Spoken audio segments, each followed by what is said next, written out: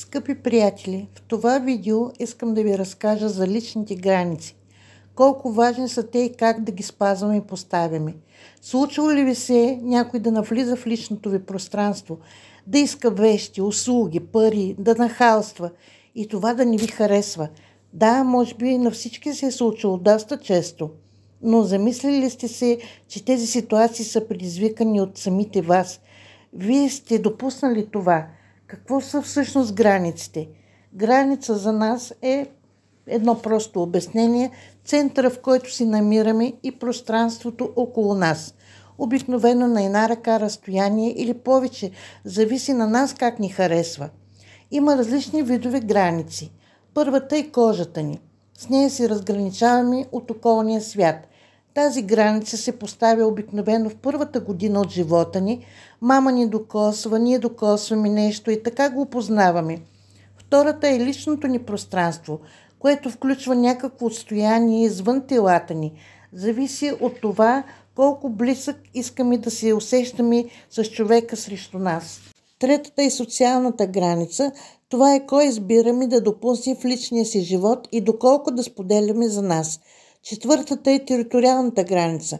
Това е физическата ни територия, двора, къщата, апартамента, колата, работата, стаята ни, бюрото ни, държавата.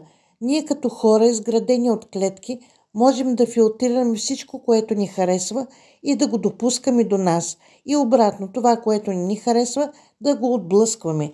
Така че ние съзнателно може да избираме енергията, която ще приемаме и информацията, която ще допускаме.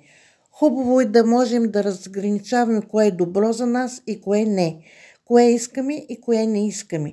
Поставянето на граници е начинът, който допускаме да ни се случва. Как се поставят границите? Те са наша отговорност. Няма как другия човек да знае какви са, ако ние сами не ги заявим и не ги кажем. Затова много от нас изпадат в конфликти с други хора, защото някой не се е съобразил с нас, но той откъде да знае какво искаме и харесваме ние? За всеки човек граници са различни. Ако за мен не е окей някой да застане на една педя разстояние от лицето ми, за друг 2 метра може да е достатъчно. Хората, на които им е трудно да поставят граници, са: първо, тези, които когато са били малки, не им е било позволявано да изказват мнението си. Имали са властни родители, потискани са техните граници и мнение.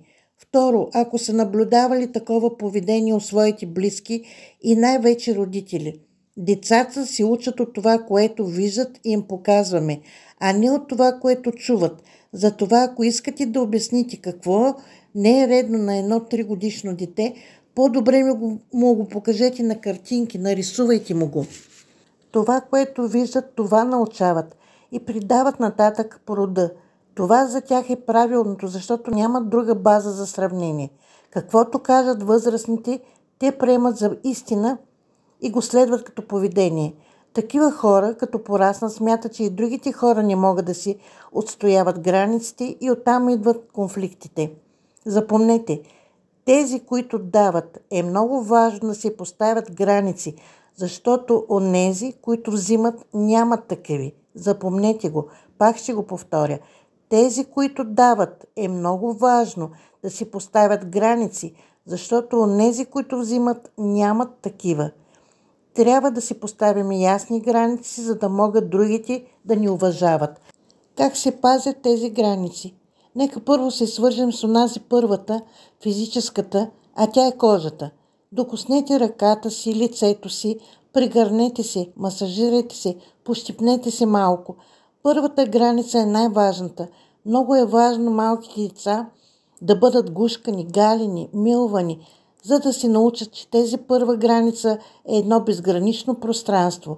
Запомнете, че където и да се намирате, каквото и да се случва, има едно безопасно място и това е вашето тяло, вашата кожа.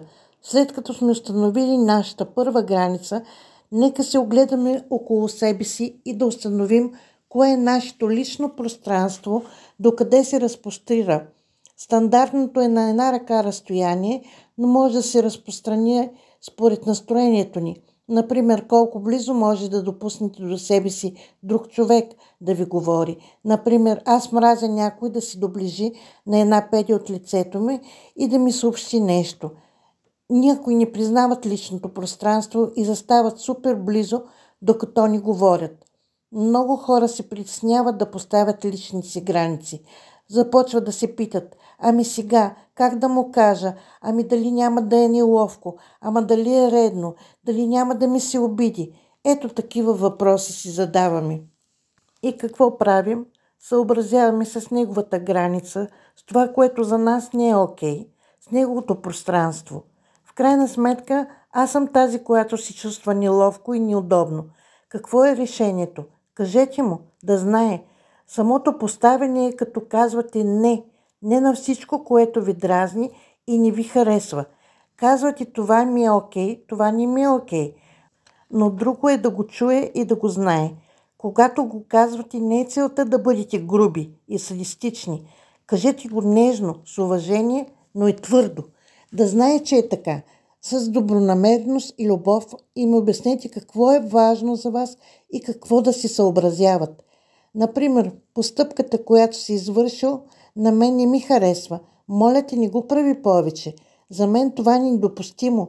Запомнете, ние не сме отговорни за реакциите на другите, след като кажем това. Не трябва да се чувстваме виновни, че може би ще го ядосам или нещо друго.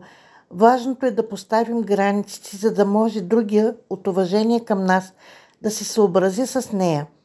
Важно е ние за нас да казваме кое е добро и кое не. Ако другия не може да се съобрази с вашите граници, следователно вашите отношения имат нужда от преразглеждане. Ако човека в живота ви не може да се съобрази с важните за вас граници и неща, помислете си дали този човек трябва да остане във вашия живот. Имате ли нужда от него, щом не може да се съобрази с нещо, което е толкова важно за вас? Казването на не трябва да се казва на време, а не да се отлага във времето, за да може да се каже с максимална добронамереност, а не грубо и крайно заради натрупаните обстоятелства. Не е целта да нараняваме другия. Ние сме отговорни за това, което казваме, но и сме отговорни по начина, по който го казваме. А другия начин за поставяне на граници е да казваме да, т.е. да допускаме всичко хубаво, което е за нас, да не го спираме. Казваме не на токсините, но казваме да на всичко, което е добро за нас. Границите, които не са само онова, което искаме да изхвърлим, те са и онова, което искаме да приемем.